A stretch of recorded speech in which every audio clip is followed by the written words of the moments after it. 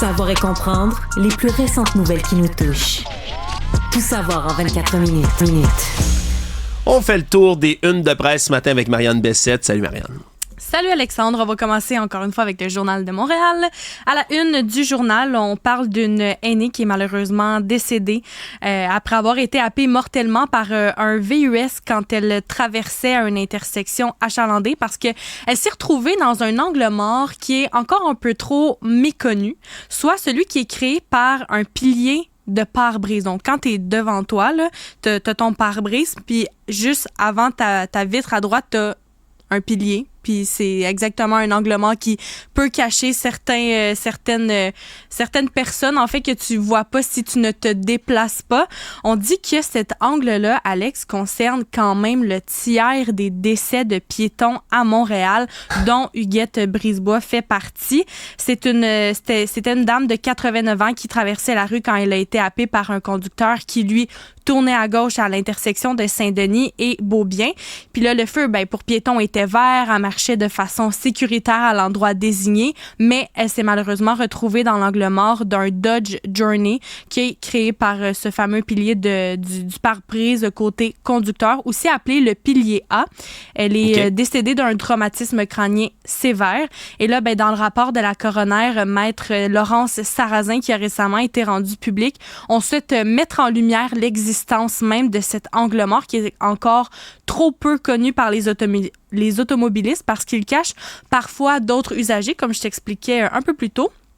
Même qu'en 2022, la SAEQ a apporté des modifications au guide de formation des apprentis conducteurs pour mettre en évidence cette zone-là à la suite des recommandations provenant d'autres coroners. Et les chiffres sont quand même très alarmants. Selon les statistiques de la police de Montréal révélées dans le rapport, la coroner, un décès de piétons sur 3 dans la métropole impliquerait l'angle mort créé par le pilier A entre 2019 et 2023. Puis là, bien évidemment, c'est un pilier qui est important pour la sécurité des personnes qui se déplacent en voiture. Sont généralement construits de façon plus sécuritaire, donc plus robuste. Et donc, ce pilier-là est plus imposant depuis quelques années. C'est ce qui explique maître Laurence Sarrazin.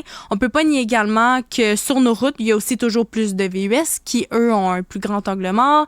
Et ça, ça peut avoir une influence sur le fait que ce type de collision-là surviennent plus souvent. Et ça inquiète notamment Sandrine Cabana-Degani, qui est directrice générale de Piétons Québec.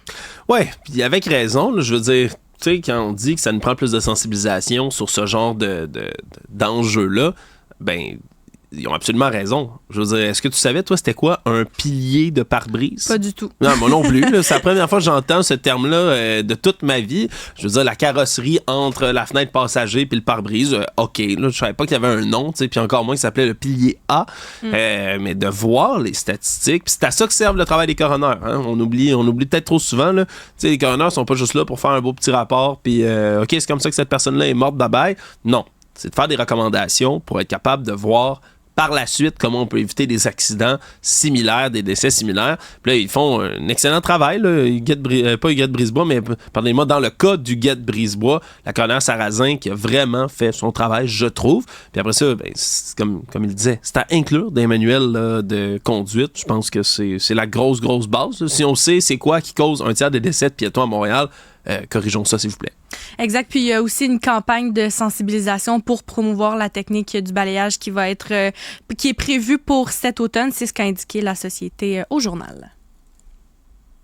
Tout savoir en 24 minutes. En éducation maintenant, Daphné Dion-Vien du journal révèle dans un article ce matin que depuis la pandémie, les futurs profs sont plus nombreux à échouer à l'examen de français à la première tentative. C'est ce qui découle des données obtenues par le journal. On le sait, le fameux TECFE, donc le test de certification en français écrit pour l'enseignement, cause beaucoup de maux de tête aux étudiants en enseignement. Il y a d'ailleurs une nouvelle version qui va être mise à l'essai cet automne en version numérique. C'est ce qu'a indiqué le ministère de l'Éducation. Et là, si Québec va de l'avant avec les recommandations du comité d'experts chargé de la révision de cet examen-là, le logiciel de correction Antidote pourrait être autorisé pour l'une des deux parties de l'examen. Et ça pourrait créer un rehaussement du seuil de réussite selon les informations du journal. Selon les données qui proviennent de 4 universités, on dit que le taux de réussite à la première passation est en baisse depuis 3 ans, ce qui peut être attribuable à la pandémie. À l'Université de Montréal, on parle d'un taux de réussite avant la crise sanitaire qui était d'environ 60 %. Là, maintenant, il est à 47 % en moyenne depuis 3 ans. Il y a certaines personnes qui doivent faire au moins 5 passations du TECFE avant de réussir les deux parties. La situation est similaire à l'Université Laval. On parle de seulement 54 % des étudiants qui ont réussi l'examen à la 5e passation cette année, alors que cette proportion-là se situait plutôt à 85 il y a 2 ans. La directrice du Centre d'aide en français écrit et oral de l'UQAM, Ophélie Tremblay, dit que ce sont des résultats qui sont très inquiétants. Par contre, la pandémie pourrait expliquer beaucoup de choses. Les étudiants sont plus anxieux, sont moins à l'aise dans un contexte de groupe. Il peut y avoir un stress lié à ça qui peut avoir une certaine influence sur la réussite de l'examen. Puis il y a bien évidemment des lacunes en français liées à l'enseignement en ligne et au bouleversement causé par la pandémie qui peuvent être en cause. Puis je rappelle en disant aussi que le TECFE, c'est un examen qui a été conçu il y a plus de 15 ans. Ça comprend présentement 2 parties. La première, c'est une rédaction de texte de 350 mots. Puis la deuxième, on parle d'une 60aine de questions à choix multiples qui portent sur des règles de grammaire et des mots de vocabulaire. Et c'est d'ailleurs cette deuxième partie-là qui fait l'objet de plusieurs critiques. Les étudiants remettent en question sa pertinence parce qu'elle porte sur des mots de vocabulaire ou des expressions ou des règles de grammaire peu courantes selon eux. Ouais, mais là, honnêtement, j'ai tellement de réserves autour de ça. Parce que d'un côté, peut-être que le TECFE, je ne l'ai jamais passé là, moi-même. Peut-être que le TECFE, c'est vrai qu'il y a moyen de mettre à niveau un examen comme ça, de le moderniser. T'sais. Ça a été fait il y a 15 ans. Ça a été fait il y a 15 ans. Puis je veux dire, 15 ans, avec les progrès technologiques qu'on vit, c'est un siècle. Hein? Ça vaut la peine d'aller moderniser tout ça. Par contre, moi, j'ai un peu de misère à penser qu'on va autoriser à mettre Antidote dans une rédaction de texte de 325 mots. Là, tu me dis 325, 350. J'ai de la misère à penser ça. Je veux dire, le concept même d'aller écrire un texte, c'est pas faire de faute. T'écris un texte de français. Je veux dire, t'es capable d'écrire 350 mots sans faire une faute, s'il vous plaît. Je veux dire, c'est pas beaucoup, là, 350 mots. Là. C'est rien. C'est rien.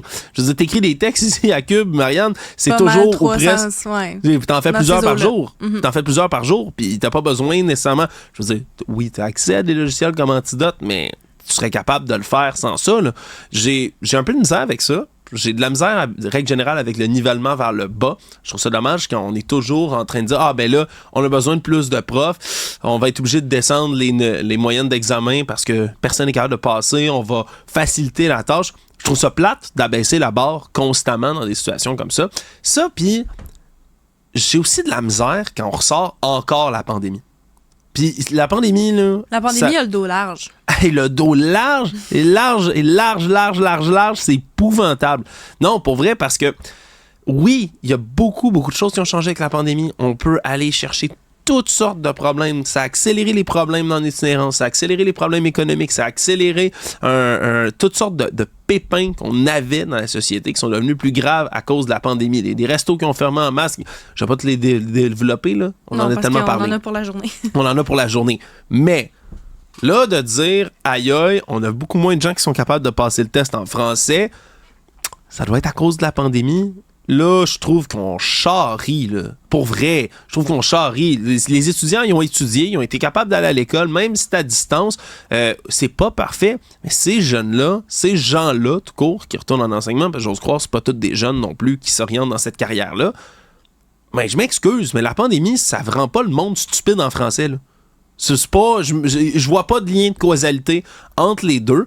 Puis on devrait être capable de continuer à perpétuer une bonne culture francophone, d'être capable de bien écrire, de bien parler, de respecter ses règles de grammaire. Je veux dire, tout le monde a été au primaire, au secondaire, au cégep, là-dedans. Une fois que tu te rends en enseignement, t'es censé être capable là, de faire ton français. La pandémie, ça n'a rien à voir là-dedans, tant qu'à moi.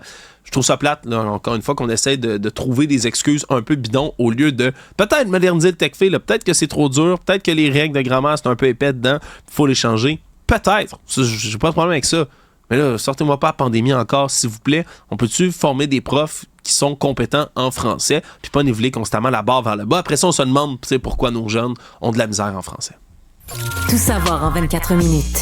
C'est pas un secret pour personne, Alexandre, si je te dis que se loger en 2024 coûte extrêmement cher.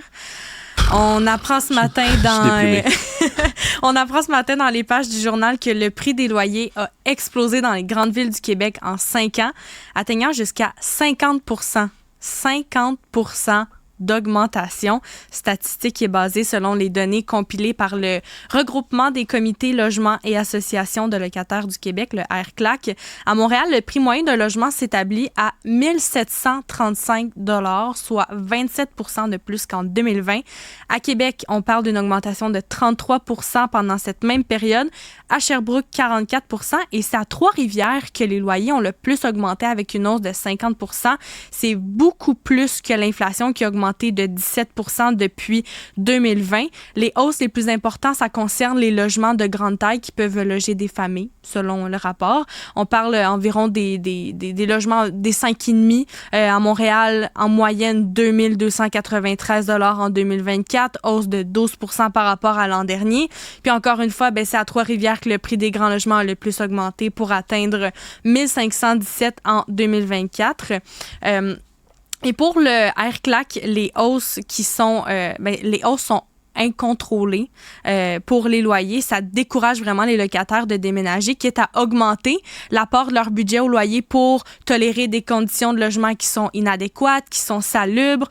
On note aussi que la recherche de logement est devenue un parcours semé d'embûches pour les locataires.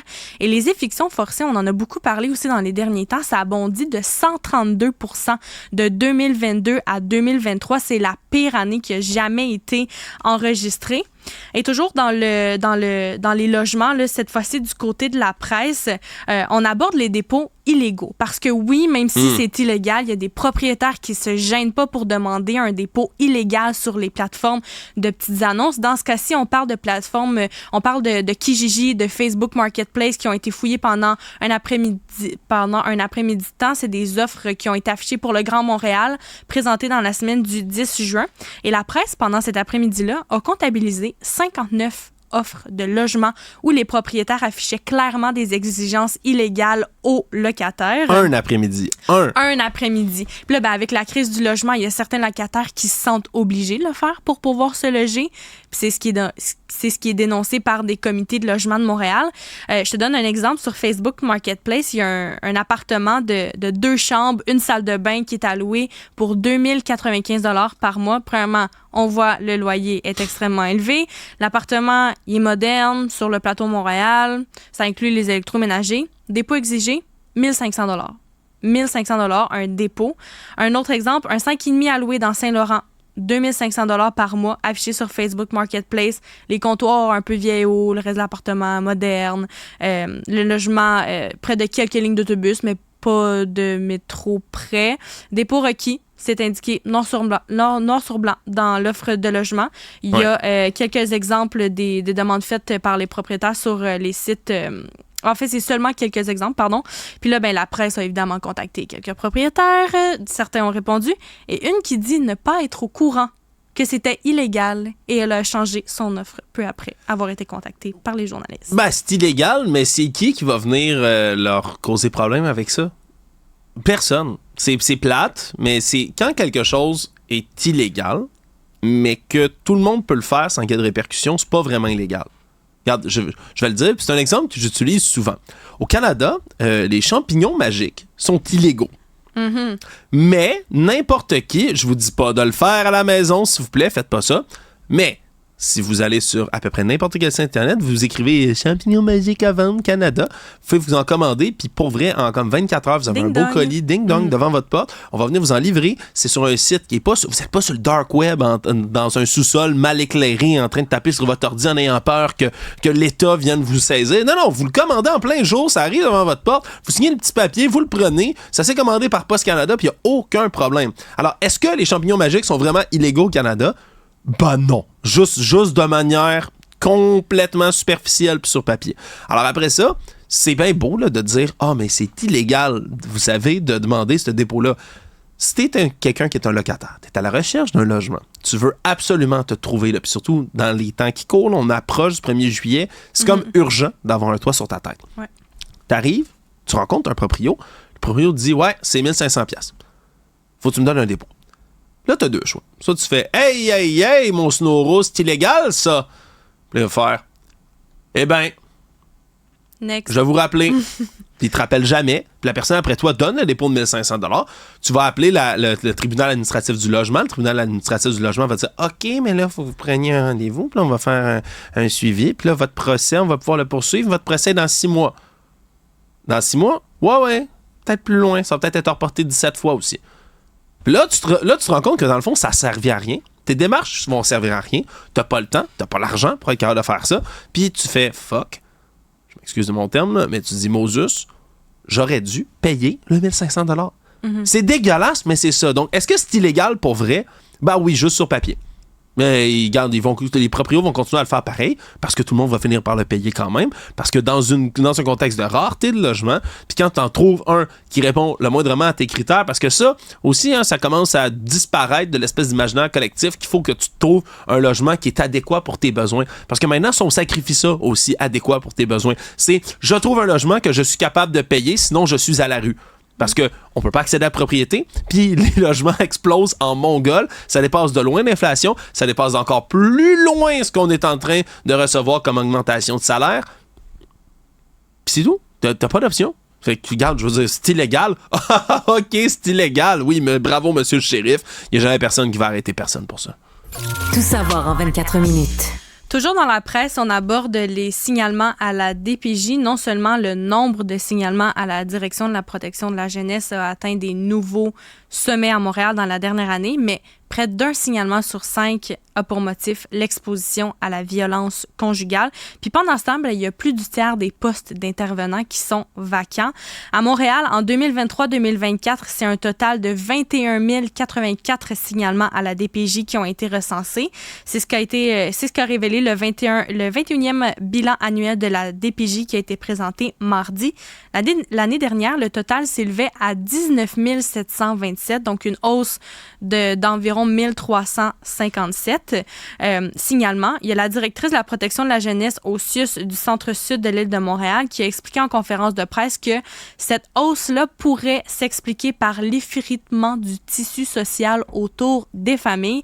Et là, heureusement, pour l'ensemble de la province, les nouvelles sont quand même meilleures. On parle de 134 871 signalements qui ont été reçus dans les 12 derniers mois, ce qui représente une légère baisse par rapport à l'an dernier, mais le total de cette année représente quand même une hausse de 57 % depuis 10 ans. Et c'est la première fois que le nombre total de signalements dans la province diminue en presque 20 ans. Oui, bien ça, une bonne et une mauvaise nouvelle en même temps. Là, ce qui est peut-être plus alarmant, c'est les statistiques de violence conjugale. Là. C'est de savoir que c'est autant de signalements parce que tu as des enfants qui sont témoins d'actes comme ça. Puis c'est inquiétant juste pour le développement des enfants en général. Oui, évidemment, pour le conjoint ou la conjointe qui subit la violence conjugale. Mais après ça, pour les enfants qui la voient, c'est quelque chose qui s'est souvent répété quand on est en criminologie, quand on est en psychologie. Quand il y a des comportements que tu vois jeunes, tu as tendance à essayer de les répéter en vieillissant. Puis moi, c'est ça aussi qui m'inquiète, c'est d'exposer autant de jeunes, autant d'enfants à de la violence qui est peut-être normalisée chez eux par leurs propres parents. Moi, je suis inquiet de ne pas être capable, après ça, de briser cette espèce de cycle-là de la violence puis de la haine qui s'installe. Mon inquiétude est plus, là, je te dirais, là, à long terme, qu'est-ce que ça peut faire pour affecter dans le développement des enfants et dans leur futur couple? Je me le demande. En 10 ans, au Québec, on dit que le nombre de signalements dont le motif est l'exposition à la violence conjugale a plus que doublé en seulement 10 ans au Québec. Donc, que sera l'état de la situation dans les prochaines années? C'est à voir. Tout savoir en 24 minutes. Dans Devoir, 3e matin de l'enquête sur les policiers par Amélie Pineda, Stéphanie Vallet et Naomi Duquet qui s'ajoutent aujourd'hui. Les thèmes d'aujourd'hui, la conduite avec les facultés affaiblies, entrave à la justice et voies de fait. On rapporte que c'est des infractions qui sont les plus fréquemment commises par les policiers après la violence conjugale et les agressions sexuelles dont je t'ai parlé un peu plus tôt cette semaine.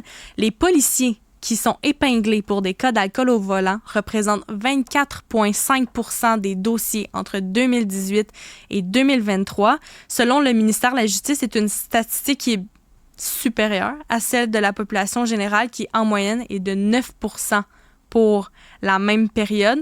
Il y a des accusations de conduite avec facultés affaiblies qui ont effectivement été déposées dans 29 dossiers, dont 18 ont eu un verdict de culpabilité, puis une peine imposant aux policiers des amendes qui pouvaient aller entre 1 000 et 3 500 $. Il y a des suspensions aussi pouvant aller à quelques jours ou quelques mois même qui ont aussi été données. Par contre, dans 8 dossiers, les chefs d'accusation de conduite sous l'effet de l'alcool ou de la drogue se sont conclus par un acquittement.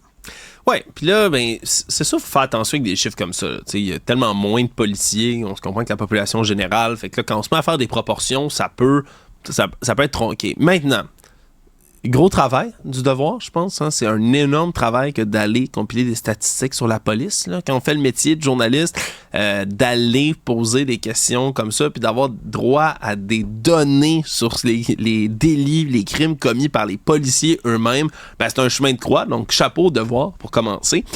Mais après ça, c'est sûr que c'est inquiétant de voir qu'il y a peut-être beaucoup de gens là-dedans, beaucoup de policiers qui pensent pouvoir s'en sortir avec une certaine impunité parce qu'eux-mêmes, habituellement, appliquent la loi, représentent la loi. Loin de moi l'idée de vouloir casser du sucre sur le dos des policiers. Là. Tous les articles que nos collègues du Journal de Montréal sortent là, depuis au-dessus d'une semaine, je le rappelle encore, amènent un portrait qui est beaucoup plus nuancé du travail policier, à quel point c'est pas facile, c'est difficile, puis qu'il y a tellement de bons policiers et de bonnes policières au Québec. Il faut souligner le travail de ces gens-là. Mais c'est aussi normal, je passe le message aux policiers, c'est aussi normal qu'il y ait des gens comme des journalistes du devoir qui vont après ça aller demander des comptes, hein? Aller demander justement comment ça se fait que, qu'est-ce qui se passe avec, comment ça que sur des statistiques qui sont surreprésentées en termes de délits et de crimes. Puis c'est plate, mais après ça, il faut répondre à ces questions-là. Puis il y a une interrogation à avoir, puis un examen de conscience peut-être à faire à l'intérieur même de la police, là, autour de tout ça. Là. Puis ça, c'est, sans savoir, là, je veux dire, pas lancer des rumeurs de fou, mais tout le monde qui connaît un policier de près ou de loin sait que des fois, ils se donnent un break entre eux autres aussi, là, je vais le dire gentiment, mais tu sais, ils vont s'arrêter entre eux, puis comme, ben oui, flash le badge, puis garde, je m'excuse, je suis allé trop vite, puis tu sais, ça passe sous silence. Fait que là-dedans, combien de proportions aussi de délits, là, je veux pas dire des crimes, mais des délits, mettons, qui passent dans le beurre à cause de ça, il doit en avoir aussi. Fait que, quelque part, oui, vous donnez du lousse entre vous, mais c'est correct qu'il y ait des gens qui demandent là, une reddition de compte de nos policiers. C'est tellement important. Sinon, ce métier-là, s'il y a personne qui le regarde, c'est là que les abus se font commettre. Encore une fois, je pense que nos policiers font un travail fantastique, mais c'est vraiment, vraiment, vraiment OK de surveiller ce qu'ils font. Tout savoir en 24 minutes. Dans les pages de Radio-Canada, et là, je pense que je vais te faire plaisir, Alexandre, en terminant mon bulletin avec une nouvelle de sport. Oui. On parle de hockey. Je vais aller quand même brièvement là, parce que t'es plus expert que moi en la matière, mais hier se déroulait le 5e match de la finale de la Coupe Stanley et là, les Oilers d'Edmonton l'ont emporté 5-3 contre les Panthers de la Floride. Il va y avoir un 6e match, Alex. Il va y avoir un 6e match. J'aime les belles histoires. Je suis là, moi, pour les histoires. On s'entend, là? Je suis un fan inconditionnel du Canadien de Montréal. Là. N'importe qui me connaît sait que je frise l'espèce de fanatisme religieux quand il s'agit de la Sainte Flanelle. Mais tu vas partir une secte de... Oh, regarde, écoute, moi, s'il y a bien un saint auquel je me vouerais, c'est Jean Béliveau, là, tu sais. Fait que, pour moi, quand le Canadien est pas là, je me trouve toujours un nouveau poulain, puis dès le début des séries, c'était les Oilers, ils sont rendus en finale, je veux la belle histoire, je veux Connor McDavid, selon moi le meilleur joueur au monde, avec la coupe au bout des bras. Mais quel scénario plus rêvé que d'essayer au moins de revenir de l'arrière quand tu tires 0-3 dans une série. Parce que c'est bien là que c'est intéressant. Si c'était effondré en 4, ça a été une des séries les plus plates au monde. Tout le monde aurait trouvé ça dommage. On serait tous rentrés chez nous puis ça aurait été poche. Là, il y a un match numéro 6. S'il gagne le match numéro 6, là, je te garantis que le match 7, ça risque d'être une des parties les plus écoutées des dernières décennies. Parce que ça arrive jamais. On va avoir l'occasion d'écrire l'histoire avec un grand H dans un match comme celui-là. Moi, je suis excité là, par la perspective d'une belle histoire parce que c'est ça, quelque part, hein, le sport professionnel. Ça a remplacé nos combats de gladiateurs. On veut voir quelque chose de cool, d'excitant, puis qui soulève les foules et les passions. Mais là, on a un exemple de tout ça. Vendredi soir, je rappelle, c'est la prochaine partie des Oilers.